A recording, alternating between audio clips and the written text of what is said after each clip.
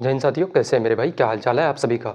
देखना मेरे दोस्त, टॉप 15 ऐसे सवाल लगाते हैं और पिछले कई शिफ्टों में मेरे भाई पूछे गए उन सभी सवालों को, यानी कि मेरे भाई मेमोरी बेस्ड जितने सारे सवाल हैं सभी सवालों को मेरे भाई आपको करवाते हैं और देखना मजा आ जाएगा इस क्लास में, है ना। और इससे पहले जितने सारे लोग मेरे भाई टॉप 15 की अगर क्लास अगर किए होंगे मेरे साथ एग्जाम से पहले, जितने सारे लोग मेरे साथ जुड़े हुए थे, तो मैंने आप सबसे एक दिन कहा था कि मेरे भाई जिस दिन हम लोगों की क्लास शुरू हुई थी उसी दिन मैंने कहा था कि बिल्कुल डिट्टो फोटोकॉपी मेरे भाई क्वेश्चन एग्जाम में छपेगा, है ना। तो जितने सारे लोग मेरे, जितने सारे स्टूडेंट्स मेरे भाई एग्जाम पहले दिन का एग्जाम हुआ, जितने सारे एस्पिरेंट एग्जाम दिए होंगे, क्लासेस करके गए होंगे, उनको मेरे भाई पता चल गया होगा कि किस लेवल के क्वेश्चंस आते हैं और कितना सारा सवाल हूबहू मेरे भाई देखने को मिला है यहाँ से, है ना। देखना बिल्कुल इस क्लास को कंटिन्यू करते हैं और आज का मेरे भाई पहला सवाल उठाते हैं।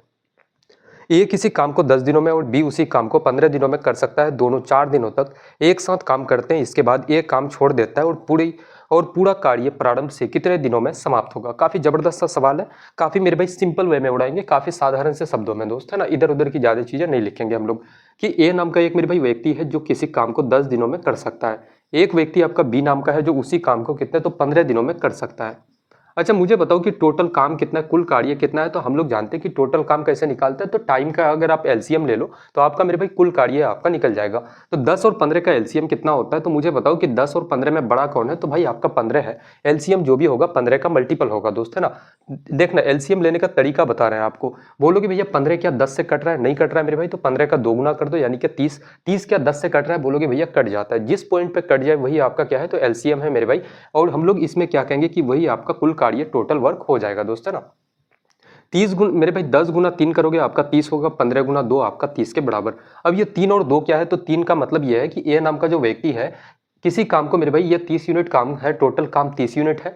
ए नाम का व्यक्ति 10 दिनों में काम कंप्लीट कर सकता है। तो ए एक दिन में कितना काम करता है, 3 यूनिट काम करता है। बी एक दिन में काम कितना करता है, 2 यूनिट काम करता है। इसी को मेरे भाई इंग्लिश में एफिशिएंसी कहते हैं, हिंदी में हम लोग क्षमता कहते हैं दोस्त, है ना। या फिर सिंपल शब्दों में कहो तो एक दिन का काम है ये। अब कहा जा रहा है कि दोनों मिलकर किसी काम को मेरे भाई 4 दिनों तक करते हैं। तो मुझे बताओ कि 4 दिनों तक काम करेगा, एक दिन में काम कितना करता है, 3 और आपका 2, यानी कि एक दिन में काम 5 काम, तो 4 दिनों में कितना काम करेगा, तो 5 गुना 4 आपका कितना, तो 20 काम हो जाएगा। अच्छा आपने कितने दिनों तक काम किया, तो बोलोगे भैया 4 दिनों तक, 4 डेज तक। अब यहाँ शेष काम कितना बचा, तो ये 10 काम, और 10 काम मेरे भाई कौन करेगा, ये जो 10 काम बचा हुआ है इसको कौन करेगा, तो ए नाम का जो व्यक्ति है वो काम छोड़ के चले जाता है। अब बचेगा कौन, बी। तो बी एक दिन में 2 काम करता है, 10 काम कितने दिनों में करेगा, तो बोलोगे भैया आपका 5 दिनों में। कितने दिनों में, 5 दिनों में। तो टोटल डेज कितना हो जाएगा मेरे भाई, टोटल समय कितना लगेगा, टोटल डेज या टोटल टाइम बोलोगे कितना, तो 4 और 5 आपका 9 दिन। कितना दिन मेरे भाई, तो आपका 9 दिन। कौन सा आपका उत्तर होगा, तो ऑप्शन नंबर बी बिल्कुल इस सवाल का करेक्ट आंसर आपका हो जाएगा दोस्त, है ना। देखना जितने सारे लोगों का अगर मेरे भाई आगे एग्जाम है, अभी मेरे भाई आपका एग्जाम नहीं हुआ है, आगे एग्जाम है, तो जरूर मेरे भाई इस क्लास को करके जाना। एग्जाम में ऐसे ही सवाल आते हैं, पूछे जाते हैं मेरे दोस्त, है ना। बहुत सारे बच्चों का, बहुत सारे लोगों का, बहुत सारे लोगों ने बताया कि मेरे भाई ऐसे ऐसे सवाल पूछे जाते हैं। बहुत सारे बच्चों से बात हुई, तो देखना बिल्कुल क्लास करते हुए चलना, मजा आ जाएगा मेरे भाई। अगले सवाल की तरफ आगे बढ़ते हैं, जो कि एवरेज का एक प्यारा सा क्वेश्चन लगाते हैं हम लोग। देखना क्वेश्चन कह रहा है कि एक कक्षा के 40 छात्रों की औसत आयु 45 वर्ष है। यदि शिक्षक की आयु भी शामिल कर ली जाए तो पूरे समूह की औसत आयु 46 वर्ष हो जाती है। शिक्षक की आयु बताओ क्या हो जाएगी। काफी सिंपल, काफी साधारण सा सवाल है और इस पैटर्न के बहुत सारे सवाल आपको करवा चुके हैं पहले, है ना। शिक्षक की आयु कितनी हो जाएगी, मुझे बताओ कि टोटल आयु कितना था मेरे भाई, 40 बच्चों का। पहले कितना स्टूडेंट था, 40 स्टूडेंट। अगर उसमें एक शिक्षक शामिल हो जाए तो अब टोटल कितने व्यक्ति हो जाते हैं, तो आपका 41 व्यक्ति। और जब 41 व्यक्ति होता है मेरे भाई, 41% आपका जब हो जाता है, तो उस समय औसत क्या हो जाता है, तो बोलोगे भैया 46 वर्ष। तो हम लोग जानते हैं कि यार अगर उसको मेरे भाई 41 व्यक्ति है जिसका औसत 46 है, अगर 41 को अगर 46 से गुना कर दिया जाए तो इस 41 व्यक्तियों का मेरे भाई टोटल आयु निकल जाएगा, कुल मेरे भाई एज निकल जाएगा, है ना। अब हम लोग इसमें से अगर माइनस कर दें, 41 में से मेरे भाई 40 बच्चों का अगर हम लोग टोटल आयु को माइनस कर दें, तो आपका शिक्षक का आयु मेरे दोस्त निकल जाएगा, है ना। 40 बच्चों का औसत आयु कितना है, 45 वर्ष। तो 40 गुना आप क्या करोगे, तो 45। यहाँ से हम लोग आसानी से बोल सकते हैं कि भाई यहाँ से अगर गुना करोगे, या फिर आप गुना करना चाहते हो गुना कर सकते हो, या फिर हम लोग ऑप्शंस को अगर उठा लें। देखो एक तरीका और भी बता देते हैं मेरे भाई, जिससे अगर एग्जाम में यार अगर 5 सेकंड भी आपका समय बचता हो तो बचाओ मेरे दोस्त, है ना। समय बचना चाहिए, क्योंकि एग्जाम में सबसे इंपॉर्टेंट हो जाता है चीज़ों को सॉल्व करना और उसके साथ साथ समय को बचाना भी। अब यहाँ से मैं कह सकता हूँ कि अगर डिजिटल सम इस सवाल का अगर मैं ले लूँ, तो 8 और 4 12, 12 का डिजिटल सम 3, 8 और 5 13, 13 का डिजिटल सम 3 और 1 4 मेरे भाई। 8 और 6 14, 14 को फिर से जोड़ोगे तो आपका 5 और 8 और 7 15, 15 का डिजिटल सम 6। सभी ऑप्शंस का डिजिटल सम अलग है। यहाँ पे कितना है 5 और 4 आपका 9, यानी कि पूरा 9 का मल्टीपल, इसका डिजिटल सम 0 होगा। यहाँ पे कितना 4 और 1 मेरे भाई 5 और 6 और 4 10, 10 का डिजिटल सम कितना होगा, तो 10 को फिर से जोड़ोगे तो 1 होगा मेरे दोस्त। 1 गुना 5 करोगे 5 हो जाएगा। 5 डिजिटल सम कौन से ऑप्शन का है, तो option number C correct answer हो जाएगा। बोलोगे भैया शिक्षक की आयु कितनी हो जाएगी, तो 86 ईयर्स मेरे दोस्त, है ना। तो देखो डिजिटल सम हो गया, यूनिट डिजिट हो गया, इन सभी चीज़ों से काफ़ी आसानी से सवालों को उड़ाया जा सकता है दोस्त, है ना। कोई दिक्कत कोई परेशानी मेरे भाई किसी को नहीं होना चाहिए यहाँ तक। अच्छा देखना, अगर बहुत सारे लोग सोचते हैं कि डिजिटल सम भैया अगर नहीं लगाना चाहते हैं, हर एक तरीका आपको बता के चलते हैं दोस्त, है ना। कल को देखो ऐसा ना हो जाए कि मेरे भाई आपके पास एक ही विकल्प बचे, एक ही ऑप्शन बचे कि जिससे आप सॉल्व ना कर पाओ सवालों को, तो छोड़ के आना पड़े, वो काम नहीं करना है हम लोगों को। अब ये तो हम लोगों ने समझा कि डिजिटल सम से हम लोग कैसे बनाते हैं। अब समझते हैं कि भाई यूनिट डिजिट लग सकता है इस सवाल में, बिल्कुल लग सकता है। सभी ऑप्शंस का बोलोगे भैया इकाई अंक क्या है, तो मेरे भाई अलग अलग है, तो हम लोग यूनिट डिजिट पकड़ सकते हैं। 1 गुना 6 आपका कितना हो जाएगा 6, और 0 गुना 5 मेरे भाई कितना, तो आपका 0, तो 6 माइनस 0 आपका 6। यूनिट डिजिट 6 कौन से ऑप्शंस का, तो इस वाले ऑप्शन का है, option number C correct answer हो जाएगा आपका। अगला सवाल कह रहा है कि एक संख्या को 25% बढ़ाया जाता है, फिर परिणाम में 90 जोड़ने पर योग जो होता है उसका सम जो होगा मूल संख्या का 2 गुना हो जाता है। मूल संख्या क्या है, देखना यहाँ पे सवाल मेरे भाई क्या है। जैसे मैं मानता हूँ कि मूल संख्या आपका x है मेरे दोस्त। x में आप 25% क्या करते हो, बढ़ाते हो तो कितना हो जाएगा 125%, या फिर ऐसे समझो 25% का फ्रैक्शन वैल्यू कितना 25 गुना 4 100, यानी कि 1/4 होता है मेरे भाई। पहले संख्या 4 थी, 1 की इंक्रीमेंट करोगे बढ़ाओगे तो कितना हो जाएगा 5/4 आपका। और इसमें आप 90 अगर क्या करते हो कर देते हो मेरे भाई, जोड़ देते हो, तो अब जो आपका संख्या जो होगा तो वो क्या हो जाएगा मेरे भाई, तो मूल संख्या का अब भी क्या होता है, ये जो आपका संख्या हुआ ये मूल संख्या का क्या है, तो 2 गुना है। तो हम लोग बराबर करने के लिए मेरे भाई इधर हम लोग 2 से गुना कर देते हैं। अब क्या हो गया, दोनों तरफ आपका बराबर हो गया दोस्त, है ना। अब यहाँ से हम लोग आसानी से मेरे भाई निकाल सकते हैं। आपसे पूछा गया है कि मूल संख्या क्या है, तो एक्स का वैल्यू आपको निकालना है। तो सिंपल सा मुझे एक बात बताओ, 5 गुना एक्स करोगे आपका 5x, और यहाँ पे मेरे भाई 9 गुना 4 यानी कि 90 गुना 4 कितना 360, और बटे का आपका 4 हो जाएगा, और बराबर कितना आपका 2x। हम लोग यहाँ से बोल सकते हैं कि क्रॉस मल्टीप्लाई करोगे तो 5x प्लस का 360 बराबर कितना, तो 8x के बराबर। अगर इस 5x को 8x में इधर लेके जाओगे बराबर का, तो माइनस होगा, बचेगा कितना 3x आपका, और ये 360 के बराबर। तो x बराबर कितना हो जाएगा मेरे दोस्त, तो आपका x बराबर 120 के बराबर, है ना। तो मूल संख्या कितनी हो जाएगी 120। कौन सा उत्तर, option number C correct answer हो जाएगा इस सवाल का, है ना। बताओ कोई कंफ्यूजन मेरे भाई, चीजें समझ आ रही है यहाँ तक। देखो डाउट्स लेके मन में बैठ के दबा के नहीं रहना है आपको, है ना। कभी भी मेरे भाई डाउट्स आ जाती हो, कहीं पे भी कोई भी परेशानी हो, आपको खुल के बोलना। मैं तो चाहता हूँ कि यार डाउट्स आपके मन में नहीं होना चाहिए। कहीं पे भी कोई भी परेशानी हो जाए मेरे भाई, किसी प्रकार का भी, खुल के बोलो। कहीं पे भी आपको गूगल सर्च करने की जरूरत नहीं है ना। मैं तो ओपनली कहता हूँ कि यार व्हाट्सअप पे आप मुझे मैसेज करो, हर एक चीज का आपको रिप्लाई दिया जाएगा, जवाब दिया जाएगा मेरे दोस्त, है ना। अगला सवाल, 20,000 रुपए पर 10% प्रति वर्ष के दर से 1 वर्ष के लिए अर्धवार्षिक रूप से संयोजित होने पर अर्जित चक्रवृद्धि ब्याज और वार्षिक रूप से संयोजित होने वाले अर्जित चक्रवृद्धि ब्याज का अनुपात बताओ भाई क्या हो जाएगा। देखना यहाँ पे आपसे पूछा गया है, यहाँ पे मेरे भाई क्या है सबसे पहले कि अर्जित चक्रवृद्धि ब्याज जो कि आपका क्या होता है अर्धवार्षिक, यानी कि हाफ ईयरली। किसका मेरे भाई रेशियो आपसे पूछा गया है कि हाफ ईयरली जब मेरे भाई आपका कंपाउंड इंटरेस्ट मिलता है, हाफ ईयरली CI का रेशियो, है ना। और आपका मेरे भाई इधर क्या हो जाएगा, तो आपका ईयरली यानी कि आपका मेरे भाई 1 साल का, 1 साल का क्या, तो आपका कंपाउंड इंटरेस्ट का रेशियो। यही चीजें आपसे मेरे दोस्त पूछी गई है ना। तो हम लोग बोल सकते हैं कि पहले कितना, तो आपका 10% रेट है। हाफ ईयरली में क्या होगा, समय कितना है 1 साल। तो मुझे एक बात बताओ कि रेट जो है मेरे भाई, ये जो 10% रेट है, 10% जो रेट है, सबसे पहले इधर हाफ ईयरली को समझते हैं, है ना। 10% जो रेट है ये कितने साल का है, तो 1 साल का। 1 साल में कितना महीना होता है 12 महीना। लेकिन आप कह रहे हो कि भैया आप हाफ ईयरली काम करते हो, हाफ ईयरली ब्याज देते हो, यानी कि हाफ ईयरली का मतलब होता है हर मेरे भाई क्या है ना, अर्धवार्षिक, है ना। अर्धवार्षिक का मतलब ये हो गया कि हर 6 महीने पे आप ब्याज देते हो। तो 1 साल में यानी कि मेरे भाई 10%, तो बोलोगे 10% 12 महीने में, तो 6 महीने में आप ब्याज कितना दोगे मेरे भाई, तो 6 से 12 को काटोगे 2 बार से, 2 से 10 को काटोगे, बोलोगे भैया आपका कितना हो जाएगा रेट 5% के बराबर। यानी कि हर 6 महीने पे आप ब्याज कितना दोगे, तो 5% के बराबर मेरे दोस्त, है ना।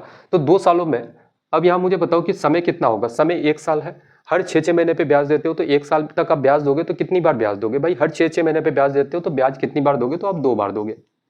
ब्याज कितनी बार दोगे, तो आप 2 बार दोगे मेरे दोस्त, है ना।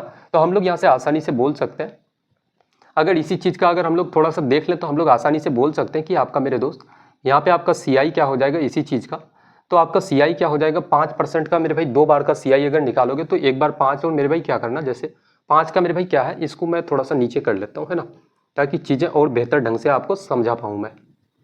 यहाँ पे समझना मेरे दोस्त, यहाँ पे बोलोगे भैया 5%, 5% कितनी बार है मेरे भाई, तो आपका 2 बार देते हो तो 2 बार इसको लिख लो आप। CI निकालोगे, CI निकालने के लिए क्या करना, इन दोनों को एक बार जोड़ दो यानी कि 10 हो जाएगा, और फिर क्या करना, दोनों को गुना कर दो और मेरे भाई 100 से भाग दे दो। 5 का गुना 5 करोगे, 5 गुना 5 25, और 25 को आप 100 से भाग दोगे तो कितना बचेगा आपका 0.25 मेरे दोस्त। तो CI कितना हो जाएगा 10.25 आपका। अब हम लोग इधर देखते हैं कि भाई एक साल में आप अगर ईयरली ब्याज देते हो तो एक साल में रेट कितना है आपका 10%, और टाइम कितना, एक साल है आपका, एक साल, तो आपका CI क्या हो जाएगा, बोलोगे भैया 10%, एक साल का CI मेरे भाई 10% होगा। हम लोग यहाँ से निकाल सकते हैं आसानी से कि क्या आपसे पूछा गया है, हाफ ईयरली मेरे भाई CI कंपाउंड इंटरेस्ट, इसका रेशियो, और आपसे क्या पूछा गया है तो ईयरली मेरे भाई, यानी कि एक साल में आपका क्या, तो बोलोगे भैया आपका CI मेरे भाई पूछा गया है। तो हाफ ईयरली CI कितना है 10.25%, और ईयरली मेरे भाई कितना है तो आपका 10%। इसी का रेशियो यहाँ से परसेंट खत्म हो जाएगा, यहाँ से पॉइंट हटाओगे कितना आपका 20, 25 से काटोगे अगर इसको, 25 से मेरे भाई 25 गुना 4 100, 25 सेकंड 25, और 25 से 4 बार से, तो हम लोग बोल सकते हैं कितना हो जाएगा 41 रेशियो आपका, 4 गुना 10 कितना, तो आपका मेरे भाई 40, 41 दशमलव कितना, सॉरी 41 मेरे भाई रेशियो 40 आपका कौन सा उत्तर होगा, तो ऑप्शन नंबर ए बिल्कुल करेक्ट आंसर इस सवाल का हो जाएगा, है ना। देखो बहुत जगह मेरे भाई ऐसा होता है कि यार फिजूल का मेरे भाई एग्जामिनर आपको डेटा देता है जिससे आप परेशान हो जाते हो। जैसे यहाँ पे दिया हुआ था कि 20,000 की राशि है, 20,000 पर 10% है ना, बहुत सारे लोग 20,000 को लेके कैलकुलेट करना शुरू कर देते हैं। क्या क्यों करना मेरे दोस्त, है ना, हम लोगों को रेशियो में चीजें निकालना है, फिर जाके 20,000 मेरे भाई बाद में कट जाना है, तो क्यों लेना उसको, है ना। अगला सवाल देखना, क्वेश्चन कह रहा है कि एक आयताकार पार्क की लंबाई 50 मीटर और चौड़ाई 30 मीटर है। पार्क के चारों ओर बाहर की ओर 4 मीटर चौड़ा एक समान पथ बनाया गया। पथ का क्षेत्रफल बताओ, रास्ते का क्षेत्रफल बताओ, एरिया बताओ, क्या हो जाएगा। जैसे ये मेरे भाई आपका क्या है, तो एक आपका ये आपका क्या है, तो एक आपका रेक्टेंगुलर पार्क है मेरे दोस्त, और पार्क की लंबाई कितनी है 50 मीटर, और चौड़ाई कितनी है तो इसका 30 मीटर। ये वाला लाइन कितना है मेरे भाई, तो आपका 30 मीटर। अब दोनों तरफ क्या करते हो, एक रास्ता बनाते हो, ये वाला मेरे भाई आप एक रास्ता बनाते हो पार्क के चारों तरफ, है ना, ये आप एक रास्ता बना देते हो और बोलते हो भैया ये क्या है, तो आपका एक रास्ता है मेरे दोस्त, है ना, जो पेंटेड एरिया है, मेरा जो कलर वाला एरिया है, ये क्या है, तो आपका एक रास्ता है। और आपसे पूछा गया कि इस रास्ते का एरिया आप बता दो क्या हो जाएगा। तो मुझे एक सिंपल सी बात बताओ कि रास्ते की चौड़ाई कितनी है मेरे भाई, तो आपका 4 मीटर। तो यहाँ से यहाँ तक का दूरी इधर कितना होगा, तो आपका 4 मीटर। और यहाँ से इधर भी बोलोगे भैया यहाँ से यहाँ तक कितना, 4 मीटर, है ना। तो हम लोग इधर यहाँ भी बोल सकते हैं नीचे की इधर भी मेरे भाई रास्ता कितना है आपका 4 मीटर। तो यहाँ भी इधर भी कितना होगा, तो आपका मेरे भाई चारों तरफ बराबर है, तो यहाँ भी आपका 4 मीटर। तो अब मुझे बताओ कि बाहर का मेरे भाई लंबाई कितना हो जाएगा, यहाँ से यहाँ चौड़ाई आपकी क्या होगी, तो 30, यहाँ से यहाँ तक 30, इधर भी 4 बढ़ेगा, इधर भी 4, तो अब ये वाली लंबाई कितनी हो जाएगी, ये वाली मेरे भाई चौड़ाई क्या होगी आपकी, ब्रीथ क्या हो जाएगा मेरे दोस्त, तो 30 और 8 आपका कितना हो जाएगा 38 मीटर के बराबर। और ये वाली लंबाई कितनी होगी, 50 था, यहाँ से यहाँ तक 50, और इधर भी 4 बढ़ेगा, इधर भी 4, तो कितना हो जाएगा 58 आपका, कितना हो जाएगा 58 मीटर। अब हम लोग आसानी से निकाल सकते हैं। हम लोग क्या कर सकते हैं कि पथ का मेरे भाई एरिया अगर निकालोगे तो बोलोगे भैया क्या निकालना है, तो पथ का मेरे भाई यानी कि रास्ते का या फिर एरिया ऑफ रोड आपको निकालना है। तो पथ का एरिया अगर आप निकालोगे तो हम लोग सिंपल सा बोल सकते हैं कि इस पूरे का एरिया में से अगर भाई इस पार का एरिया को माइनस करोगे तो आपका रास्ते का एरिया निकल जाएगा दोस्त, है ना। तो पूरे का एरिया क्या होता है, देखो आयत का मेरे भाई एरिया का फॉर्मूला होता है लंबाई इंटू का चौड़ाई आपका। तो पूरे का अगर एरिया निकालोगे तो लंबाई कितना है 58, चौड़ाई आपका 38, तो कितना बोलोगे भैया 58 इंटू का 38, और इसमें से माइनस कर दो मेरे भाई पार्क का एरिया कितना है, तो आपका 50 गुना 30 आपका, है ना। अब हम लोग आसानी से मेरे भाई इसका उत्तर हम लोग दे सकते हैं। जैसे बोलोगे अगर यहाँ से ऑप्शन को उठा ले, है ना, ऑप्शन उठा ले तो आसानी से दे सकते हैं। ऑप्शन नंबर ए कितना है 700 मीटर, है ना। ऑप्शन नंबर बी कितना, तो आपका 704। ऑप्शन नंबर सी कितना मेरे भाई, तो आपका 710। और ऑप्शन नंबर डी कितना है, तो आपका 720। देखो बिना कैलकुलेशन के करेंगे, इधर 0 है तो मेरे भाई यहाँ क्या हो जाएगा यूनिट डिजिट 0, और 8 गुना 8 64, 64 का इकाइयों का आपका 4, तो क्या बचेगा आपका यूनिट डिजिट 4। यूनिट डिजिट 4 कौन से ऑप्शंस का है, तो ऑप्शन नंबर बी बिल्कुल करेक्ट आंसर इस सवाल का हो जाएगा दोस्त, है ना। देखो एक तो तरीका ये हो जाता है कि यूनिट डिजिट से आप उड़ा सकते हो, लेकिन कल को जाके बहुत सारे बच्चों के मन में डाउट ये होगा कि सर ऐसा होता कि 2-3 ऑप्शंस में यूनिट डिजिट अगर 4 हो जाता फिर हम लोग कैसे काम करते हैं ना। मुझे पता है कि आपके मन में जो जो चीजें चल रही है ना, जो जो बातें मुझे पता है मेरे दोस्त, है ना। और जेन्युइन डाउट है, होना भी चाहिए कि भाई अगर 2-3 ऑप्शंस में ऑप्शन बी में 4 होता, ऑप्शन सी में यूनिट डिजिट 4 होता, ऑप्शन डी में यूनिट डिजिट 4 होता, उस कंडीशन में आप कैसे निकाल पाते। देखना इसके लिए दूसरा तरीका हो सकता है डिजिटल सम। क्या हो सकता है मेरे भाई, डिजिटल सम आपका, है ना। देखना इसको डिजिटल सम से हम लोग कैसे बनाएंगे। जैसे बोलोगे 8 और 5 आपका 13 है, 13 का मेरे भाई डिजिटल सम कितना हो जाएगा, 3 और 1 आपका 4, और इधर 8 और 3 कितना हो जाएगा, 11, 11 को आप फिर से जोड़ोगे तो डिजिटल सम आपका 2। यहाँ पे देखोगे तो 0 तो मेरे भाई ऐसे खत्म है, 5 गुना 3 15, 15 का डिजिटल सम 5 और 1 आपका 6, 4 गुना 2 8, 8 माइनस का 6 करोगे कितना हो जाएगा आपका 2। 2 कौन से ऑप्शन का डिजिटल सम होता है, ऑप्शन नंबर ए का डिजिटल सम 7, ऑप्शन नंबर बी का कितना 7 और 4 11, 11 को जोड़ोगे तो आपका 2, 7 और 1 आपका 8 और 7 2 9, 9 का डिजिटल सम आपका 0। तो 2 किस में आ रहा है, तो ऑप्शन नंबर बी बिल्कुल करेक्ट आंसर हो जाएगा इसका, है ना। अब मुझे बताओ, क्या मेरे भाई अगर यूनिट डिजिट भी आपका सभी ऑप्शंस का सेम हो जाता, फिर भी मेरे भाई क्या आपको लगता है कि सवाल को आप स्मार्ट अप्रोच के साथ नहीं बना पाते, तो बिल्कुल बना पाते हैं दोस्त, है ना। कोई कंफ्यूज, कोई दिक्कत, यहाँ तक किसी को कोई कंफ्यूजन अगर है तो बताएंगे। अगले सवाल की तरफ आगे बढ़ते हैं। क्वेश्चन कह रहा है कि 25% और 20% की क्रमिक छूट एकल छूट के बराबर क्या हो जाएगा दोस्त, है ना। एकल डिस्काउंट आपसे पूछा गया है कि सिंगल डिस्काउंट क्या हो जाएगा इसका। तो इसके लिए दो तरीके आपको बताते हैं कि मेथड नंबर 1, एक तो मेरे भाई आप सक्सेसिव जान लो कि भैया इसको हम लोग सक्सेसिव से भी बना सकते हैं दोस्त, है ना। चलो तीन मेथड आपको बता देते हैं इसके लिए, तीन तरीके मेरे दोस्त। सक्सेसिव मेथड क्या है, जैसे कि मेरे भाई क्या है, तो आप डिस्काउंट निकालते हो, सिंगल डिस्काउंट परसेंट आप निकालोगे तो आप क्या बोलोगे भैया 25% और 20%, तो ये क्या लिखो, तो भाई छूट दे रहे हो ना, तो बोलोगे भैया कितना है, तो 25 का छूट, फिर आप कितना का डिस्काउंट, तो 20 का छूट, है ना। क्या हो जाएगा, तो यहाँ पे बोलोगे क्या हो जाएगा मेरे भाई, तो आपका यहाँ पे आपका प्लस, फिर बोलोगे भैया कितना, तो 25 गुना आपका 20 और बटे का कितना आपका 100।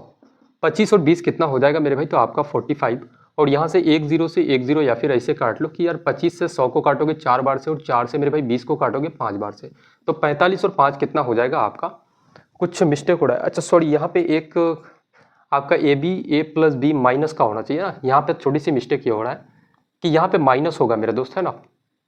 देखना इस चीज को यहाँ पे माइनस होगा, तो बोलोगे भैया क्या हो जाएगा, माइनस का 5 आपका, तो 45 माइनस 5 कितना मेरे भाई, तो आपका 40% के बराबर। तो एकल छूट कितना हो जाएगा, 40%, 40% मेरे भाई कौन सा, तो ऑप्शन नंबर सी बिल्कुल करेक्ट उत्तर इस सवाल का हो जाएगा। अब मेथड नंबर 2 समझते हैं कि भैया दूसरा तरीका क्या हो जाए। जब भी डिस्काउंट की बात हो, दूसरा तरीका हम लोगों का है रेशियो मेथड। एक मेथड आपको ऐसा भी बताया जाएगा मेरे दोस्त, जिससे सवाल को 1 सेकंड में आप उड़ाओगे, 1 सेकंड से 2 सेकंड का समय लोगे आप, है ना। देखना पहले रेशियो से बनाते हैं। जब भी डिस्काउंट की बात हो तब मेरे भाई दो चीजें आप लिख दो, एक तो मार्क प्राइस, एक आपका सेलिंग प्राइस। कितने का छूट दे रहे हो, 25% का, तो 25% का फ्रैक्शन वैल्यू 1/4 होता है। अगर मेरे भाई आप डिस्काउंट परसेंट को जब भी तोड़ोगे ना, डिनोमिनेटर में आपका मार्क प्राइस होता है और ऊपर वाला आपका मेरे भाई छूट होता है। अगर 4 का सामान है, एमआरपी 4 है, तो 1 का छूट दोगे, बेचोगे कितना में, तो 3 में। फिर 20% का छूट, 20% का फ्रैक्शन वैल्यू 1/5, अगर 5 का सामान है, 1 का छूट दोगे तो बेचोगे कितना में, 4 में। यहाँ से हम लोग बोल सकते हैं कि 4 से 4 खत्म, मार्क प्राइस आपका 5 बच जाएगा, सेलिंग प्राइस आपका 3। तो डिस्काउंट परसेंट का फॉर्मूला होता है डिस्काउंट अपन का मार्क प्राइस इंटू का क्या मेरे भाई, तो 100।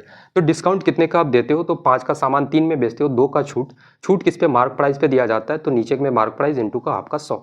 5 से 100 को काटोगे 20 बार से, और 20 गुना 2 मेरे भाई आपका 40% के बराबर। कितना हो जाएगा, 40%। ऑप्शन नंबर सी करेक्ट उत्तर इस सवाल का हो जाएगा। तीसरा मेथड क्या हो सकता है, मेथड नंबर 3 क्या हो सकता है। देखो इतने सारे मेथड तो मेरे भाई किसी पेड क्लासेस में भी आपको नहीं पढ़ाया जाता है दोस्त, है ना, कोई नहीं पढ़ाता इतने सारे मेथड एक एक सवाल के। अब जैसे मैं जानता हूँ कि जब भी मेरे भाई चीज़ों पर आपको डिस्काउंट दिया जाता है ना, तो डिस्काउंट का मतलब क्या होता है, मार्क प्राइस अपने आप में 100% के बराबर होता है। जैसे मेरे हाथ में ये मार्कर है, मार्कर मेरे भाई मानते हैं 30 रुपये, 40 रुपये, 50 रुपये, किसी भी प्राइस का हो जाए, ये अपने आप में क्या है, 100% के बराबर। जिस फोन से आप मेरे भाई क्लास करते हो, वो फोन भले आपका 2 लाख का हो जाए, 1 लाख का हो जाए, 50,000 का हो जाए, 10,000 का हो जाए, वो फोन भी अपने आप में क्या है, तो मार्क प्राइस उसका क्या है मेरे भाई, कॉस्ट प्राइस और मार्क प्राइस जो भी चीजें कांस्टेंट होती है ना, वो अपने आप में क्या होता है, 100% के बराबर। तो वो फोन भी आपका कितना, 100% के बराबर। तो हम लोग जानते हैं कि जब भी डिस्काउंट दोगे तो 100% से कम होगा, 100% में मेरे भाई डिस्काउंट दिया जाता है। तो मार्क प्राइस अगर कितना है आपका 100% होता है, इसमें छूट दोगे, सबसे पहले आप 25% का छूट दोगे तो बचेगा कितना, 75%। 75% को हम लोग ऐसे लिख सकते हैं, बोलोगे भैया 75% हटाओगे बटे का 100, यहाँ से 2 जीरो हटाओगे तो भाई 2 अंकों के बाद पॉइंट लगा सकते हैं, तो हम लोग लिख सकते हैं 0.75। फिर आप कितने का छूट देते हो, 20% का, 20% को हम लोग छूट देंगे तो बचेगा कितना, 80%। 80% को 0.8 लिख सकते हैं, है ना। अब यहाँ से देखना, यहाँ से बोलोगे भैया डिजिटल सम ले लो, क्या मेरे भाई, तो इस मेथड को कहते हैं डिजिटल सम मेथड। डिजिटल सम लोगे, 100 का डिजिटल सम आपका 1 हो जाएगा, और यहाँ पे 7 और 5 12 है, 12 का डिजिटल सम कितना, 3, 3 गुना 8 24, 24 का डिजिटल सम 6 आपका। तो क्या हो जाएगा मेरे भाई, -6 + 1 आपका -5 हो जाएगा। जब भी डिजिटल सम में नेगेटिव हो जाए ना, इसमें क्या कर देना, 9 आप जोड़ देना, तो बचेगा कितना आपका 4। 4 डिजिटल सम कौन से ऑप्शन में है, ऑप्शन चेक कर लेते हैं। ऑप्शन ए है आपका 38%, ऑप्शन बी है मेरे भाई आपका कितना, तो बोलोगे भैया 39%, ऑप्शन सी आपका 40%, और ऑप्शन नंबर डी आपका कितने के बराबर, तो बोलोगे भाई आपका 41% के बराबर। अब मुझे एक चीज़ बताओ कि 8 और 3 11, 11 का डिजिटल सम 2, यहाँ से मेरे भाई 9 खत्म, बचेगा डिजिटल सम 3, यहाँ पे इसका 4 और 0 यानी कि 4, और 4 और 1 आपका 5, डिजिटल सम 4 होना चाहिए। 4 कौन से ऑप्शन में है, तो ऑप्शन नंबर सी करेक्ट उत्तर आपका हो जाएगा दोस्त, है ना। तो एक सवाल के लिए 3 तरीके आपको बता चुके हैं, जो एग्जाम में मेरे भाई हो सकता है कि एग्जाम में ये मेथड भूल जाओ तो ये याद रहेगा, इसको अगर भूल जाओ तो ये तरीका याद रहेगा। तो जो भी अप्रोच मेरे भाई, जो भी मेथड आपको बेस्ट लगे उससे आप जा सकते हो, हर एक मेथड से आपका सवाल मेरे भाई सॉल्व होगा दोस्त, है ना। अगला सवाल क्या है कि 5 अंकों वाली एक संख्या है, कितना है 53, कितना मेरे भाई 532, उसके बाद आपका क्या है, तो x और आपका y, ये किससे आपका मेरे भाई विभाज्य है, तो 90 से आपका, तो x + y का मान ज्ञात करना है कि भाई x + y का वैल्यू आपका क्या हो जाएगा। देखना काफ़ी ज़बरदस्त सा सवाल है कि भाई कोई भी नंबर अगर 90 से तभी कट सकता है, 90 से डिविजिबल तभी हो सकता है कि 90 का एक ऐसा फैक्टर आप ऐसा मेरे भाई ले लो, 90 को एक ऐसे पार्ट में तोड़ दो जिसके बीच में कुछ भी मेरे भाई कॉमन ना ले सको, ऐसे फैक्टर में आप तोड़ो इसको। तो हम लोग बोल सकते हैं कि 9 × 10 अगर आप करोगे तो 90, और 9 और 10 में आप कुछ कॉमन ले सकते हो, नहीं ले सकते हो मेरे भाई। तो जो भी आपका मेरे भाई आपका 9 से भी कटेगा, अगर ये संख्या आपका 90 से तभी कट सकता है जब 9 से भी डिविजिबल हो और 10 से भी कट जाए आपका। तो हम लोग 10 का रूल जानते हैं कि 10 का रूल कहता है कि लास्ट का डिजिट आपका क्या होना चाहिए, तो एक मेरे भाई 0 होना चाहिए, तभी कोई नंबर आपका 10 से पूरा कट सकता है। तो इसका मतलब y का वैल्यू जो भी होगा वो तो मेरे भाई आपका 0 होगा। और 9 का रूल क्या कहता है कि भाई अंकों को जोड़ने के बाद सभी अंकों को अगर जोड़ोगे वो क्या होना चाहिए, तो 9 या फिर 9 का मल्टीपल होना चाहिए, जैसे 9 हो जाए या फिर 18 हो या फिर मेरे भाई 27 हो, 36 हो, 9 का मल्टीपल होना चाहिए जोड़ने के बाद। तो हम लोग यहाँ से बोल सकते हैं कि 5 और 3 8 और 2 आपका 10, 10 में और कितना जोड़ोगे कि 9 का मल्टीपल हो जाए, तो 10 मेरे भाई 9 का मल्टीपल कितना है, 9 दूना का 18। तो हम लोग बोल सकते हैं कि यहाँ पे 10 तक हम लोग पहुंच चुके हैं, 18 जाने के लिए और कितना चाहिए, तो बोलोगे भैया 8 चाहिए, तो x का वैल्यू आपका 8 हो जाएगा दोस्त, है ना। तो x + y चाहिए, तो 8 + 0 कितना हो जाएगा, तो x + y आपका मेरे भाई 8 + 0 आपका 8 के बराबर। कौन सा आपका उत्तर है, 8, ऑप्शन नंबर सी बिल्कुल करेक्ट आंसर इस सवाल का हो जाएगा आपका, है ना। फेंक के मारना मेरे दोस्त, है ना, एग्जाम में ऐसे सवाल आ जाए तो बिल्कुल यार कलम तोड़ के आंसर देना है, कोई दिक्कत कोई परेशानी आपको नहीं होनी चाहिए। अगला सवाल देखता हूँ कि एक दुकानदार किसी वस्तु पर क्रम से 25%, 20% और फिर 25% 20% का छूट देता है, और छूट देने के बाद 25% का लाभ कमाना चाहता है, या लाभ कमाता है। यदि वो 50% लाभ कमाना चाहता है तो पहली छूट 25% रखता है तो दूसरी छूट क्या हो जाएगी। सबसे पहले तो हम लोग मार्क प्राइस, सेलिंग प्राइस और कॉस्ट प्राइस का हम लोग मेरे भाई रेशियो देख लेते हैं। जैसे अगर इस सवाल को देखें तो यहाँ पे मार्क प्राइस लिख दो, सेलिंग प्राइस लिख दो और आपका कॉस्ट प्राइस लिख दो। मुझे बताओ कि पहले आप छूट कितने का देते हो, 25% का। मैंने आपको बताया कि 25% का फ्रैक्शन वैल्यू 1/4 होता है। मार्क प्राइस अगर 4 है, 1 का आप छूट दोगे तो सेलिंग प्राइस 3 हो जाएगा, है ना। एमआरपी में कोई चीज़ अगर मेरे भाई छूट दिया जाए, जैसे 400 रुपये का कपड़ा है, 400 में 100 का छूट दोगे, अगर दुकानदार आपको छूट देगा तो मेरे भाई दुकानदार कितने में कपड़ा को बेचेगा आपके पास, तो 300 रुपये में। तो हम लोग बोल सकते हैं कि मार्क प्राइस में जब भी छूट दिया जाए तो आपका क्या हो जाएगा, सेलिंग प्राइस मेरे दोस्त, है ना। फिर 20% का छूट, 20% का फ्रैक्शन वैल्यू 1/5 होता है। तो अगर मेरे भाई मार्क प्राइस आपका 5 है तो आपका 1 का छूट होगा तो कितना बचेगा, सेलिंग प्राइस आपका 4। फिर 25% लाभ कमाता है, 25% का फ्रैक्शन वैल्यू 1/4 होता है। अगर मेरे भाई क्या है 25% लाभ, अब देखना प्रॉफिट और लॉस में जब भी हम लोग बात करें ना तो 25% क्या है, तो आपका लाभ है। तो हम लोग बोल सकते हैं कि अगर मेरे भाई 4 आपका सीपी है, प्रॉफिट और लॉस में हमेशा एक बात याद रखना, डिनोमिनेटर में जो होता है ना कॉस्ट प्राइस होता है और ऊपर वाला आपका प्रॉफिट या लॉस होता है। तो मेरे भाई आप जब 25% को फ्रैक्शन में तोड़ोगे तो 1/4 होगा। बोलोगे भैया ये 4 आपका सीपी है और 1 का लाभ है, तो मेरे भाई आपका 4 कॉस्ट प्राइस हो गया, और 1 प्रॉफिट लोगे तो सामान को बेचोगे कितना में, 5 में आप। अब सारा का सारा मामला आपके पास है मेरे भाई, आसानी से आप यहाँ से उड़ा सकते हो, कोई दिक्कत की बात नहीं है ना। यहाँ से देखना, यहाँ से बोलोगे भैया रेशियो में हम लोग जानते हैं कि यहाँ पे मेरे भाई जो खाली खाली बॉक्स है उसमें कौन बैठेगा, तो पड़ोसी जाके बैठ जाएगा। यहाँ पे कौन आएगा मेरे दोस्तों, आपका ये 3, यहाँ पे आपका ये 4 आ जाएगा, यहाँ पे कौन आएगा, तो ये 5 आपका उठ के बैठ जाएगा। हम लोग यहाँ से काट सकते हैं कि 4 से 4 और 4 आपका मेरे भाई खत्म हो जाएगा, रेशियो में है चीज़ें, काट सकते हैं। 5 × 5 आपका कितना, 25, 5 का 15 और 4 × 3 आपका 12। ये आपका मार्क प्राइस, ये सेलिंग प्राइस, ये आपका कॉस्ट प्राइस हो गया यहाँ तक, है ना। अब कहा जा रहा है कि तथा 50% लाभ कमाना चाहता है। अब वो जो प्रॉफिट कमाना चाहता है ना, वो 50% लाभ कमाना चाहता है। देखो इसमें मेरे भाई अगर आप 50% क्या होता है कि लाभ लेता है, वो लाभ कमाना चाहता है, तो 12 रुपये का 50% कितना हो जाएगा, तो 12 का आधा यानी कि 6 रुपये। 6 रुपये का प्रॉफिट लोगे तो बेचोगे सामान को कितना, तो आप मेरे भाई 18 रुपये में, है ना, रुपये ही मान लेते हैं, कोई दिक्कत की बात नहीं है। अब यहाँ पे आपको क्या है कि पहली छूट आपका मेरे भाई 25% रखता है। अगर मेरे भाई 50 आपका MRP है, मार्क प्राइस आपका 25 है, इसमें आप छूट कितना देते हो, पहला छूट 25% देते हो, तो 25% का फ्रैक्शन वैल्यू 1/4 होता है। 4 मेरे भाई आपका क्या है, तो आपका क्या है, तो मार्क प्राइस है। एक का आप छूट दोगे, बेचोगे कितना में, 3 यूनिट में। उसके बाद दूसरा छूट का आपको पता नहीं है, तो दूसरा छूट क्या हो जाएगा, आप बोलोगे भैया 100 माइनस का x इतना %, है ना, छूट दोगे तो 100 में ही माइनस करते हैं। फिर आप सामान को क्या कर देते हो मेरे भाई, तो बेच देते हो, और बेचते कितना में, तो आप 18 में बेच देते हो। अब इसी को सॉल्व करोगे तो आपको मेरे भाई x का वैल्यू पता चल जाएगा, बोलोगे भैया दूसरी छूट आपकी निकल जाएगी। यहाँ से आप काट सकते हो, 25 से मेरे भाई 100 को काटोगे कितना, 4 बार से, और 3 से इस 18 को काटोगे आप 6 बार से। तो हम लोग बोल सकते हैं कि 100 माइनस का x बराबर 4 गुना 4 आपका 16 गुना 6 आपका 96, x बराबर क्या हो जाएगा, 96 को इधर लेके आओगे, 100 में माइनस होगा तो आपका x का वैल्यू 4 के बराबर, तो 4%। दूसरी छूट 4% कौन सा आपका होगा, तो ऑप्शन नंबर 1 करेक्ट आंसर हो जाएगा इस सवाल का, है ना। बोलोगे भाई दूसरी छूट कितनी हो जाएगी, तो आपका 4% के बराबर मेरे दोस्त। अगला सवाल, 4 पेन का औसत मूल्य 25 रुपये, 5 पेंसिलों का कुल मूल्य 200 रुपये और 6 इरेजर का औसत मूल्य 50 रुपये। सभी वस्तुओं का औसत मूल्य बताओ भाई क्या हो जाएगा। एवरेज हम लोग कैसे निकालते हैं, एवरेज निकालते हैं, ऊपर में मेरे भाई आप सम लिखो, और नीचे में हम लोग टोटल क्या लिखते हैं, तो टोटल मेरे भाई हम लोग नंबर लिखते हैं। अच्छा, सम कितना हो जाएगा, टोटल पैसा क्या, रुपया कितना होता है, 4 पेन का औसत मूल्य, औसत को मेरे भाई अगर 4 कलम से, यानी कि औसत मूल्य का मतलब होता है एक पेन का अगर 25 रुपये है, तो 4 पेन का कितना हो जाएगा, बोलोगे भैया 100 रुपये। तो हम लोग गुना कर सकते हैं कि 4 पेन का औसत मूल्य कितना है, 25 रुपये, तो 4 गुना 25 यानी कि 4 कलम का टोटल मूल्य मेरे भाई निकल जाएगा। फिर अब 5 पेंसिलों का कुल मूल्य दिया गया है, कितना है, 200 रुपये, तो यहाँ पे आपका 200 रुपये। फिर आपका कितना है, 6 इरेजर का औसत मूल्य 50 रुपये, तो 6 गुना 50 करेंगे तो 6 इरेजर का टोटल मूल्य आपका निकल जाएगा। और नीचे में टोटल नंबर यानी कि टोटल आर्टिकल कितना है, तो 4 पेन, 5 पेंसिल और 6 इरेजर कितना हो जाएगा, तो आपका 15 मेरे भाई, बटे का 15 करोगे, 25 गुना 4 आपका 100, और 6 पंचे का 30, 300, 300 और 200 500 और 100 मेरे भाई आपका 600, 600 बटे का 15, इसको काटोगे कितना हो जाएगा, तो बोलोगे भाई आपका 15 गुना 4 आपका 60 यानी कि 40 के बराबर। तो एवरेज कितना आ जाएगा, 40 आपका। तो कौन सा ऑप्शन है, तो ऑप्शन नंबर सी बिल्कुल करेक्ट उत्तर इस सवाल का हो जाएगा आपका, है ना। रैपिडली ऐसे सवालों को उड़ा सकते हो, कोई दिक्कत की बात नहीं है। एक देखना, एक हम लोग बढ़िया सा क्वेश्चन लगाते हैं। यदि 24 सेंटीमीटर ऊंचाई वाले एक बेलन को पिघलाकर समान त्रिज्या वाला एक गोला बनाया जाता है, तो गोले का व्यास क्या हो जाएगा, डायमीटर क्या हो जाएगा। अब देखो, किसी भी चीज को जब आप पिघलाते हो ना, पिघलाते हो मेरे भाई, तो उसका वॉल्यूम क्या होगा, तो बराबर रहेगा, आयतन क्या होगा, तो बराबर रहेगा मेरे दोस्त, है ना। जैसे कितना का है, तो बोलोगे भैया सबसे पहले तो बेलन को पिघलाते हो तो बेलन का आयतन मेरे भाई वॉल्यूम क्या होगा, तो आपका पाई r स्क्वायर h। उसके बाद फिर गोले के आयतन के बराबर होगा, तो गोले का आयतन कितना होता है, 4/3 पाई, और रेडियस दोनों का बराबर है, तो पाई r आपका क्यूब मेरे दोस्त, है ना।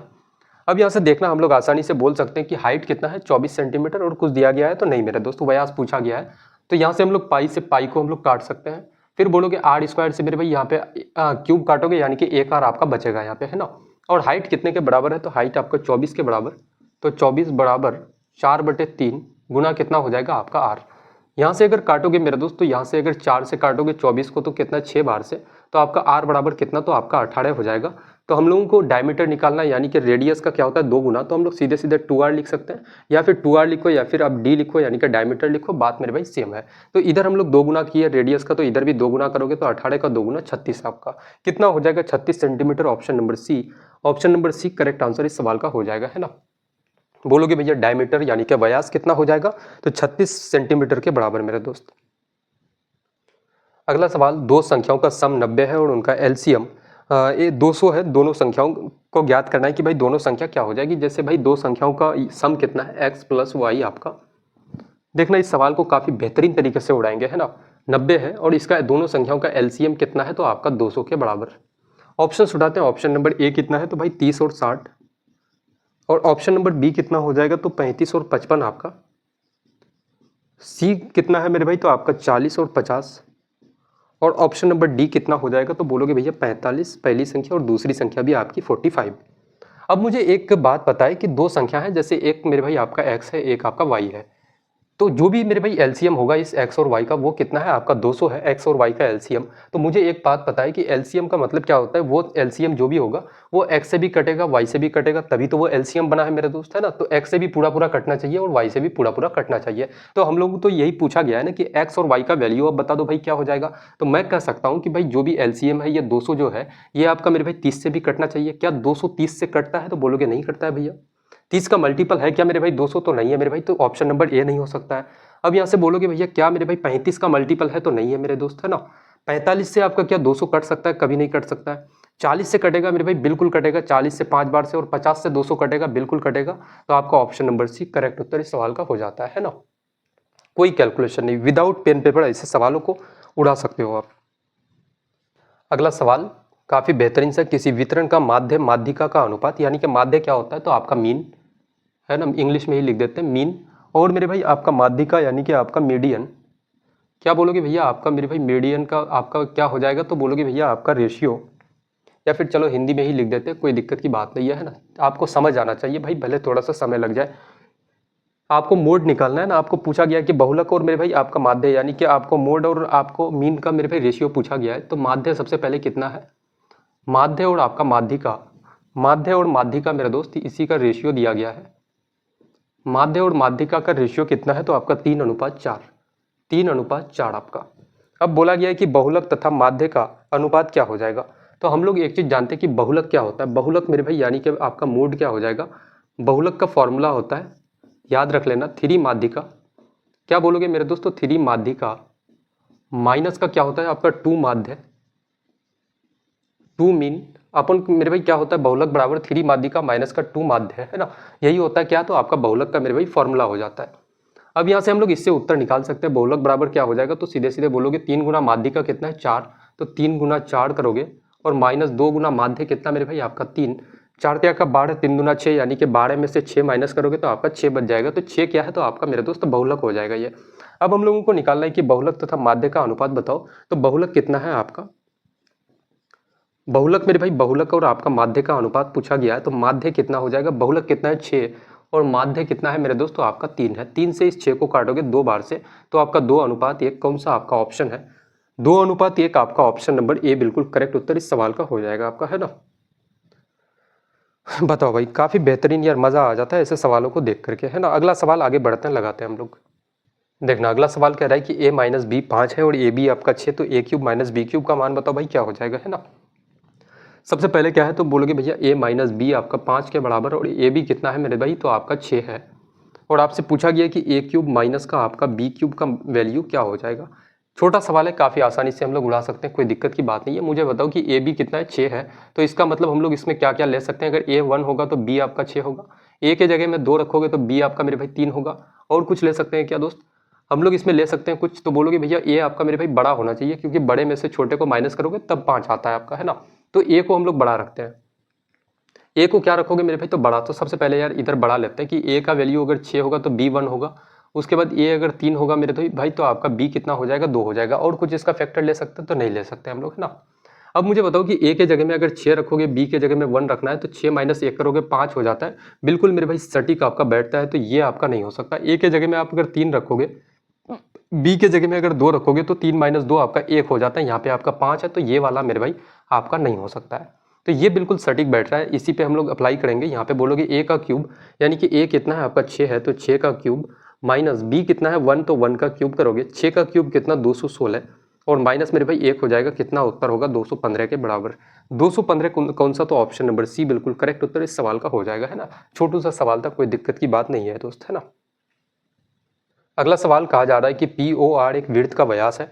सबसे पहले तो एक सर्कल हम लोग ड्रॉ कर लेते हैं कि ये आपका क्या है, तो एक वृत्त है, एक आपका सर्कल है।